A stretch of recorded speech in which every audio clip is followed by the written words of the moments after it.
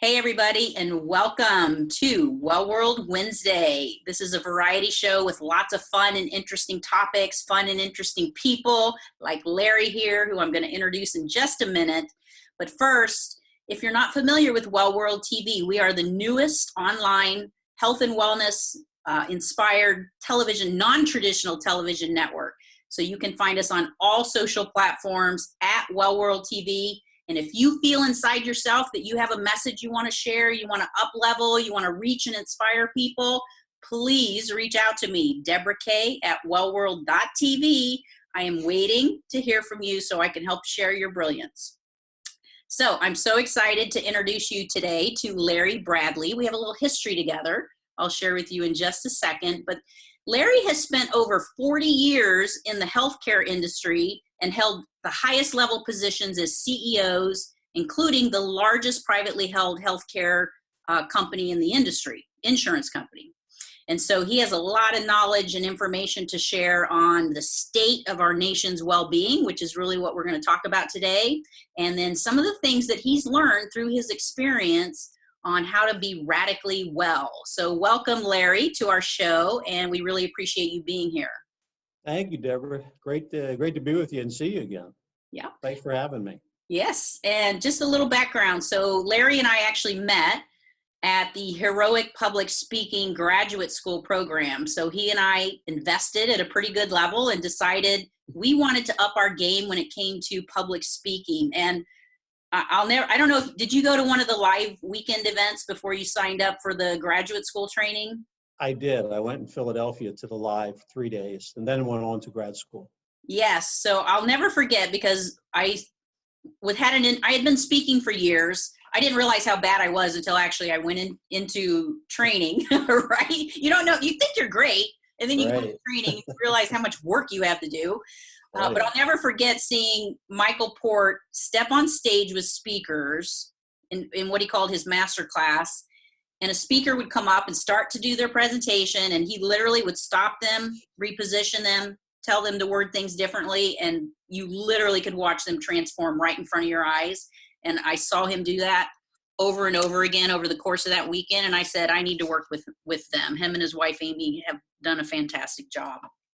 But, agreed, and I was moved by the same exact thing, to see them work with the people live, I guess that's the title, and see the transformation occur right before your eyes. It's pretty powerful. Yes. And is the topic we're discussing today, was that your main keynote that you were working on in graduate school? It was, yes.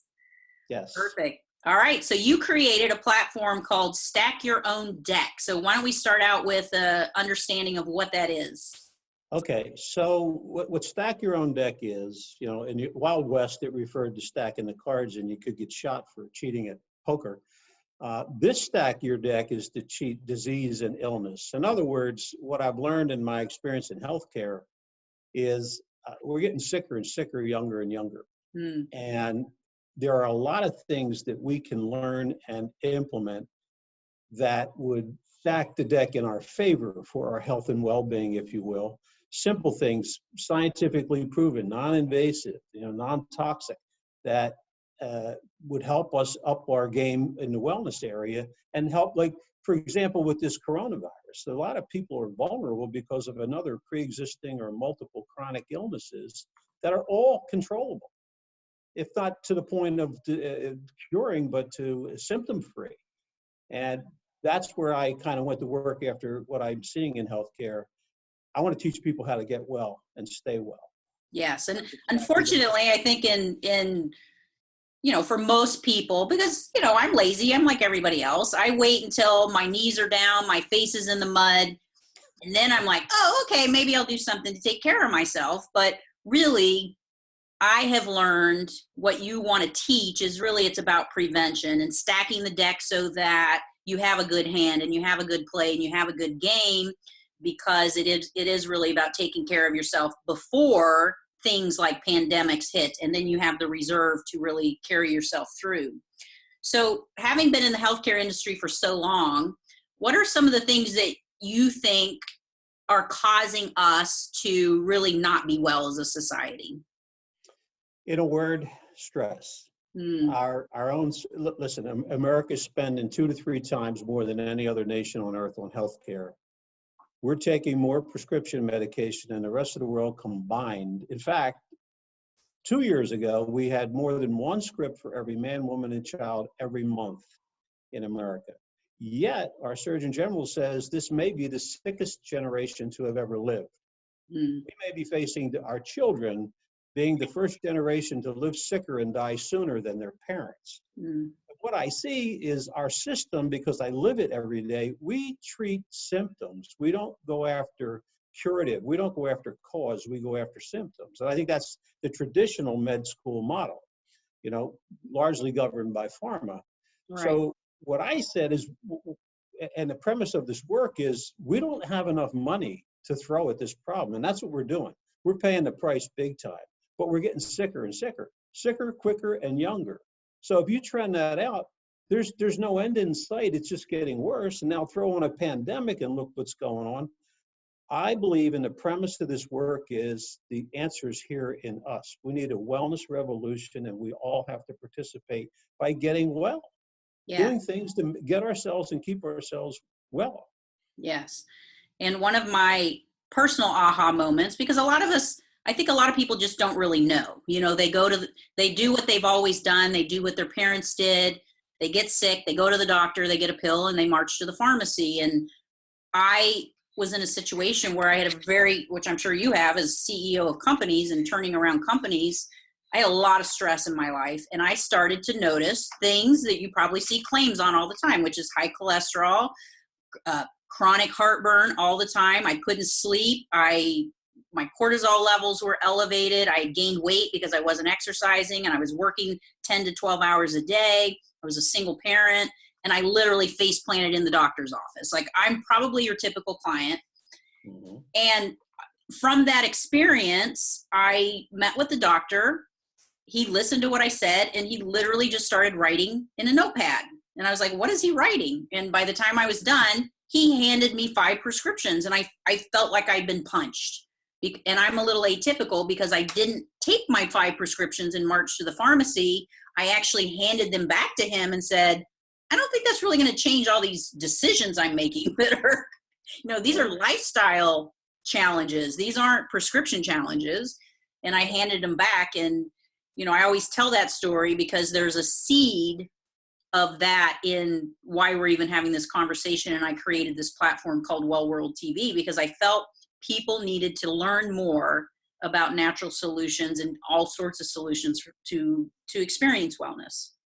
So from the healthcare perspective, what are the major sort of conditions that you see people filing claims on that you just kind of shake your head and say, these things are preventable? Well, I look at it continually, but what I began to see was chronic illness. Heart disease, arthritis, asthma, cancer, diabetes, obesity, and on and on. 70% of America has at least one chronic illness. Here's a scary statistic. 40% of us have 2 or more. In 1960, which relatively wasn't that long ago, less than 2% of our children had a chronic disease. Today, it's 54%. Whoa. And the long-term impacts of chronic disease for older folks, let alone our children, getting sicker younger in chronic ways is going to be catastrophic to the healthcare system down the road. That's why I've become such an advocate of saying 86% of our spend in our healthcare plan, and we're typical, we're like every other one. This would be true in all of them pretty much. 86% of our spend is on chronic illness. 70% of our deaths are due to chronic illness. And and virtually every chronic illness can be brought to a level of symptom-free, if not cured. But our medical model says we manage and maintain chronic illness.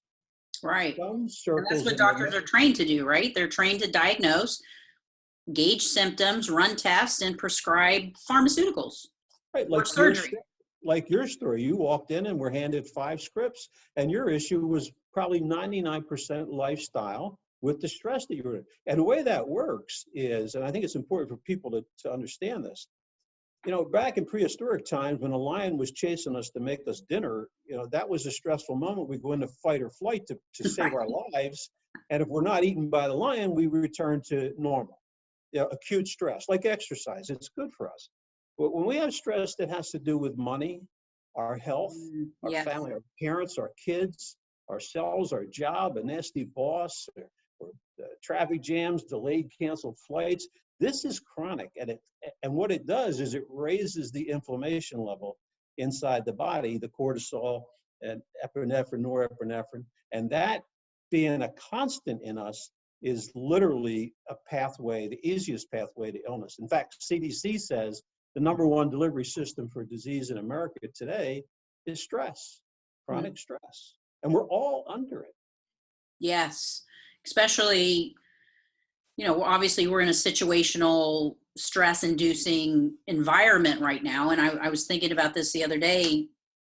We all have stress anyways, whatever it is. But right now, we have fear of physical body. So we're afraid if we go outside, we're going to catch something and it has the potential to kill us, right? So we're afraid of death. And then you're afraid, if you're not with your family, you're probably afraid, and I'm just speaking for myself, but, I have worry about my family that I can't be around or connect with right now. Fear of finances. So many people have been hit with job loss and that type of stress. So I can only imagine, because I'm feeling it in myself, how everybody really almost on the entire planet, level of stress has increased, and the type of impact that's going to have on our healthcare system and insurance and claims if we don't stay really grounded and focused on solutions. So what are your, you had talked about, you offer a cleanse. So what are some of your tips or advice on how we go about starting this process? Because I know we're resistant, right? We don't, if this is going to be work, I don't know that I'm going to do it. Well, your own story is interesting because you were in a whirlwind of stress when you arrived at that doctor's office, and you were aware of it at some level, but you weren't acutely aware enough to say, I got to stop this, until you got to a point of, like you said, face planting at the doctor. Mm-hmm. So the MESS cleanse, it refers to MESS, mental, emotional, spiritual self-cleanse. I call it a detox for the soul. Okay. We will often detox our physical body, right?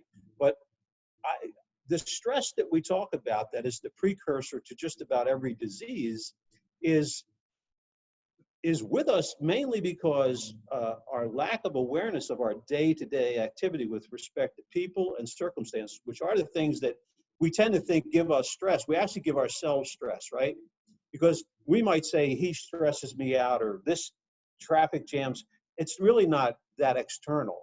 It's how we represent it back to ourselves. So the MESS cleanse is a process. And it's a simple process to get people to acknowledge their emotions, especially the negative ones: fear, anger, guilt, disgust. Acknowledge them, validate them, make sure they're really valid. Because sometimes we do stuff in our minds just for sport. I'm an Irish guy. I was that guy, right? Yeah. So we you like to mess with people, Larry? What's that? Did you like to mess with people, Larry? Yes, yeah. So we acknowledge it, we validate it, and then we address it to express it. Because here's the premise of the MESS cleanse. A negative emotion, if it's not expressed, it cannot die. A negative emotion cannot die if it's not expressed. So the MESS cleanse is a guided process to take you to acknowledge, validate, express, i.e. deal with the emotion as it relates to another human being or circumstance. If it's a human being, it's to address the situation. Because if I have equity, even if I'm angry with someone, I have equity in that relationship. The opposite of love isn't hate. The opposite of love is apathy. I don't care anymore. I'm apathetic. So what we teach people is to get to the point of resolving these emotions, fear, anger, guilt, as they relate to the people and circumstances in our lives. In circumstances like a traffic jam, you might want to reframe that, learn a reframing. But it all starts with becoming acutely aware of who I am and how I'm reacting. Since I've done this for myself and laid down so many of these, we'll never be stress-free or not have these negative emotions, just have a whole lot less of them and know how to deal with them once they arise. So the people that work with me, because that old Irish guy that would go 0 to 60 in a heartbeat, they now say to me things like, we want the old Larry back. Boy, you used to get so upset over this or that and, go out and defend us. And I'm like, nah, I love the new me because I've learned to relax. I've learned to take that stress. You're the Buddha Larry. Because I learned what it's doing to me. Right? Yeah. When I harbor anger, I'm really killing myself, not the person or thing that I'm angry with, right? Yes. People don't understand that's part of the cleanse too. It's so interesting. I've been doing a lot of these different type shows and talking to people and experts, and that is coming up a lot all the time. It's about relinquishing I call it relinquishing the past. So, we are in this moment right now. So like you said, at some point we had a crappy boss, maybe we had a horrible marriage, maybe we had, bad situations in our childhood, or it could have been just a falling out with a friend last week and you raised your voice and you had words. And it like you said, you have to relinquish and move through those, not negative, I wouldn't even call them negative emotions, but the emotions that we're not as willing to embrace. So if I'm happy and positive, I'll share that. I'll laugh. I'll tell you how great my day is. But if I'm feeling vulnerable or anxious, I have a tendency to repress that. And so I think what you're saying is we have to bring all of this stuff to the surface, not just the pretty shiny stuff, but the anger and the toxicity and stuff that we're still clinging to from, 1989 or whenever it was, that exactly. Still, weaving its way into your DNA almost and causing havoc today in that. So I think you make a very good point. When we're living in anger, lots of anger, we're really living in the past, which is preventing us from living in the now, from being aware of what's going on right now. If we're in fear, we're living in the future somewhere, worried about something or someone that's going to do harm potentially to us. And if you understand that perspective, and it's easy, that's why I'm really big on awareness, because I've experienced it. I was you before the face plant. I was that person. So hyper stressed. I mean, the competition for our time and attention right now is at a really insane level. Mm-hmm. People need to learn how to bring it down and relax and get more in touch with themselves. Now, 10 years ago, I would have thought this was like hippie stuff and, right. Way out there. Woo woo. Whoa, that's out there. And today, I'm a practitioner, right? Because I've seen what it's done for me. And I also see the results if you don't take care of this, in all that chronic illness and what we're seeing with people, and the prescriptions. I mean, the drugs are off the charts. Now, listen, if you could give me a drug that will cure the COVID virus, I'd certainly take it, or a heart infection. Right. But we're so overprescribed today. Antibiotics wiping out antibiotics for a virus even. I don't even think they know. And then they're wiping out their gut flora, which is 80% of their immune system. Mm-hmm. Then they wonder why they're vulnerable to being sick or getting sick or sicker. Yes, there's definitely other alternatives. And what are some of the things you implement in your own life? So as you've, progressed down this path and like you said, you're a different person today than you were maybe 10, 20 years ago. What are the things you do now so that you can pave a healthy path for yourself? Well, I actually walk myself through my mess cleanse whenever I feel the emotions welling up that get my attention, because my awareness is much more hyper. But a couple of things I learned to do, for example, is learn to breathe. Our natural breathing pattern as babies is belly breathing, they call it, or deep diaphragmic, right? Which is healthy in enormous ways for us. When we get to that I'll call it the face plant mode, right? Where we're hyper stressed and just racing through life unaware, largely unaware, we do shallow chest breathing, which is very unhealthy and not good for us. I learned to deep diaphragmic breathe. I do it every single day, and I do it often. Even if I'm just sitting doing nothing, I'll just realize, hey, take some deep diaphragmic, breathe in for 8, hold for 8, breathe out for 8. Feel your belly expand, take a deep breath. In addition to that, and I usually kick off meditations. I do meditating now, which again, Okay. 10 years ago, I would have thought you never would get me doing this. Now I love it. And I realized that, and there's so many ways to meditate. It's just quieting your mind and taking yourself to a great space, because you control what's going on up here. Most people don't take control, but they have control. I take myself to a great place. I and walk myself through a meditation. I urge people to learn how to meditate. And I've learned for absolute fact that the benefits of meditation are cumulative. The more you do it and the longer you do it, the more you'll feel the impacts. And I'm speaking from experience now. And I was the anti-meditation guy, if you will. Right. It's like totally, like there's no way on this earth I'd ever be doing this. Now I'm so at peace with myself. How did Another you, thing, and I'll share from with somebody you. who was resistant or taking a stand, like I will never meditate, because a lot of people who watch this might feel that same way. How did you get started? Because I don't want people to think you have to put on robes and go to an ashram and, immerse yourself into chanting and meditation. How did you make it so that you could actually have a practice that you stuck to? Because I realized and I learned that I don't have to do it for a very long period of time. I'll give you an example. When I go to my office, I have a big easy chair in my office on purpose. And in the morning, I typically go in really early. And for the first 10 minutes or more, depending on the mood I'm in, I'll just sit there. I'll do 10 deep diaphragmatic breaths very intentionally as I focus on something pleasant, not the day ahead of me or what problems may arise. And so for 10 or 15 minutes, I'll just sit there and just meditate and take myself out of myself, if you will, just relax. My favorite place in the world is the beach. Actually, I live at the beach. So I take myself to the beach and I'm visualizing the ocean or my walk on the seawall or whatever as I do the deep diaphragmatic breathing. And I may even do mantras to myself, like, telling myself about the wonderful, fabulous day I'm going to have, about how this meeting's going to go unbelievably great. I just decide to not allow the negative default, if you will, to take control, which forever with me it did. I learned, they say you teach what you need to know. Right. I learned this stuff because I needed it, and I needed it more than I realized I needed it. So, Yes, I hear just that a for a lot. few minutes.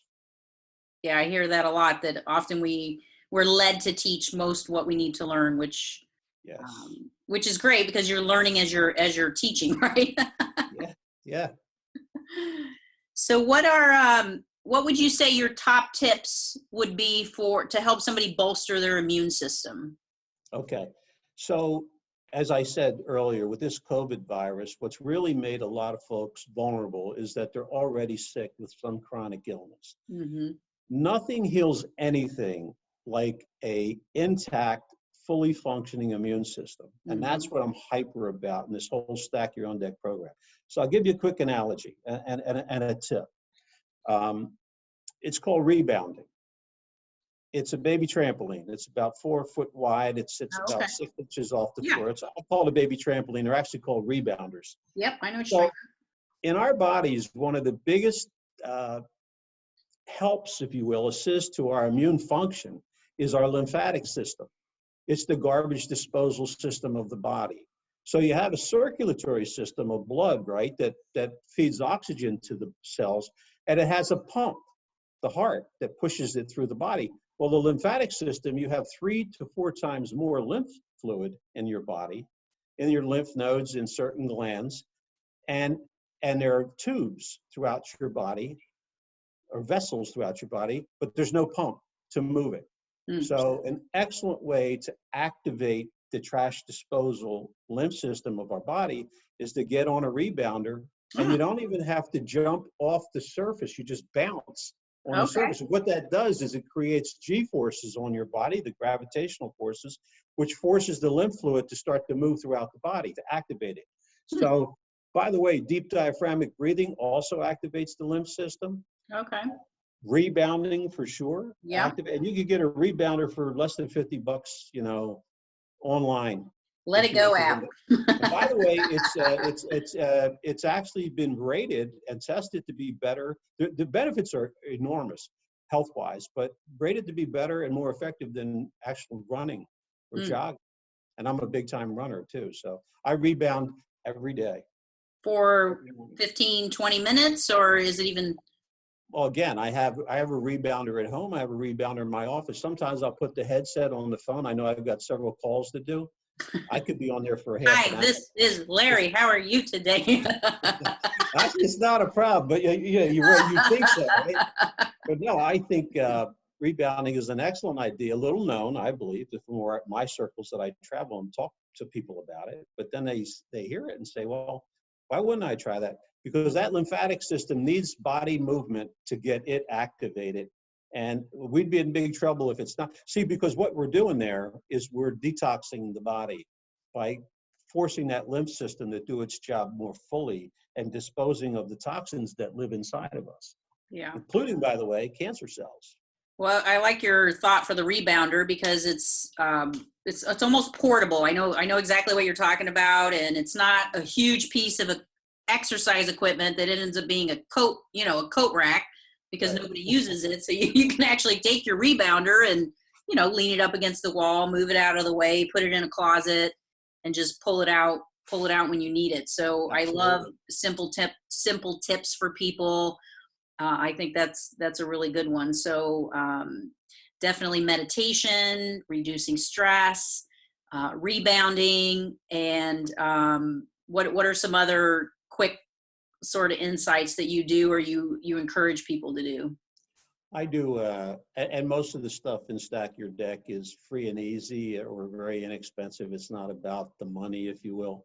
Now, I also use an infrared sauna. I have one here at my home that I do regularly because that's another process of detox and a ton of health benefits for that. That's a bit on the expensive side for people to get themselves involved in. But let me give you other options. I mean, there's all sorts of wellness places that are opening up that have memberships and I don't know how much they cost to put in your home, but if look in your community for salt rooms, infrared saunas, all those sorts of things. They're even opening franchises around the country that are infrared yoga studios. Oh, okay. So they're doing yoga inside of a giant infrared sauna, which I think is really powerful. Well, I can't wait till they open those and then they're blowing salt and steam room at the same time. There you go. Exactly. And then you just go in for one session and you're set for the week. Exactly right. I'll give you another one real quick if we can. Yeah. I am a big believer in, I don't dismiss Western medicine, although I'm critical of it because of what I see. I believe that it can be life-saving and certainly life-supporting. Absolutely. So I'm not anti anything, but I do like the marriage of Eastern and Western medicine, if you will. And one in particular is Ayurvedic medicine, Dr. Deepak Chopra and others. And one of the tenets of that, and I do it religiously, and I've seen results, like massive results, is oil pulling.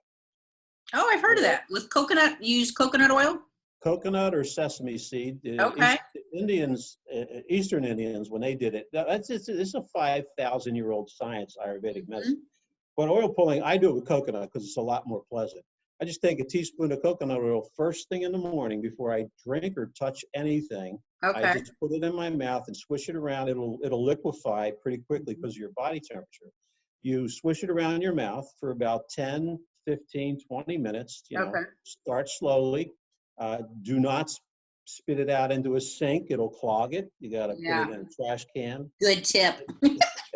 And about every major disease that we can identify begins at the gateway, the mouth, right? So does it not then make great sense to take really good care of the gateway and make sure that it's as clean and powerfully impacting our immune system as possible?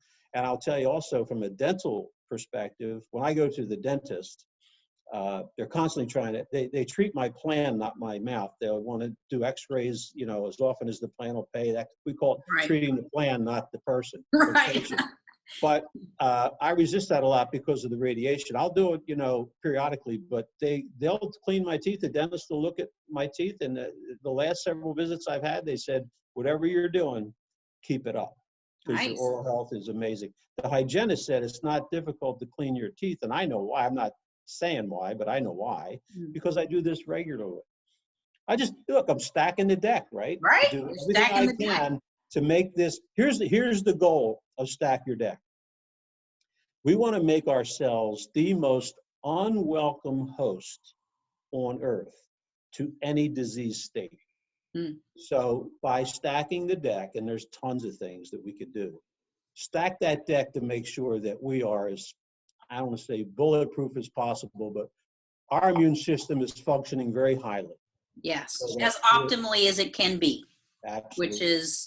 which is the goal we should all have, is to not just be within a mediocre range. Let's take those steps and integrate those practices that get us functioning as optimally as we can, and which will be different levels for everybody. So I know you have an offer for everybody before we wrap up, and so if anybody wants to reach out and connect with Larry directly, you can reach him at win@stackyourowndeck.com. Email's right here. And what do they get when they reach out to you, Larry? If they would put in the subject line, just send an email to that email address and put in the subject line, report. We'll send them a free report that's titled 10 Things You Can Do to Put Your Immune System on Steroids Without the Steroids. Which is pretty much what everybody needs right at this moment. Listen, I couldn't agree more. Everything that you could do right now, especially with the COVID-19, to make that immune system hum at, as you say, optimal levels is critical. These 10, and actually there's a bonus 11th thing in there, I'll tell you. And there's much more coming with the book that's coming out soon and the program. But yes, get your hands on the report and just take a look at some of the things, and it addresses a whole lot of aspects of life. And what I love is it's easy. None of this stuff is, and just pick one and start doing it and see what happens. I like what the Buddha said. Don't take my word for it. Try it for yourself. Yes, right? Exactly. And, like you make a great point. Just don't try to take it all, don't try to adhere to that total hard restrictive diet. Don't try to adhere to that hard total restrictive fitness program. Just take the bits and pieces that really fit well in your life and create a puzzle that works best for you, and just do it as much and frequently as you possibly can. Exactly. Well, it's been great to reconnect with you, Larry, and hopefully I'll get some other HPSers on the show and talk to them as well. But it's been wonderful having you here, and your website is stackyourowndeck.com. So if you want to learn more about Larry and what he's built to really help bolster your well-being and get you on the right path, check it out.